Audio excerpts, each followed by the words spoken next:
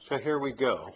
What seems like a simple question, must a receptionist who attends an open house be licensed just to hand out brochures in a development, working, I guess, on new homes, or in fact on any open house?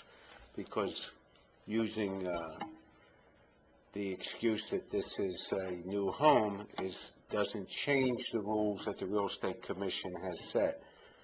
And there's a list of things that cannot be done. Let me just quickly go over them.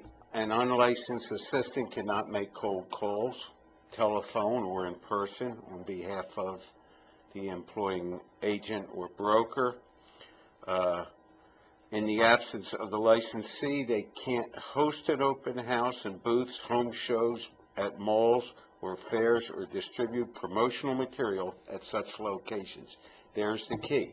They cannot hand out promotional materials in the absence of the agent being there.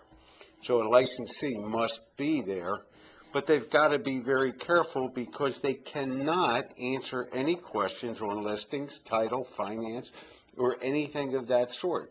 Can't even respond as to how many bedrooms are in the house. Nothing that has to do with the real estate can they talk about. So I always recommend that the agent get the secretary licensed, not because I own a school, because let's face it, everybody doesn't come to my school, but it is important if that person has a license. However, you do need to be careful that you don't put them in your referral company and then allow them to discuss terms that you have at an open house, or even answer availability calls at your own office.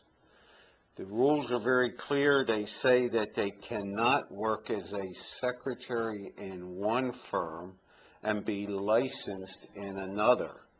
So what that means is, the way it's been interpreted, is that they must be licensed in the firm where they're working, or they must then work as an unlicensed clerical help, if you will.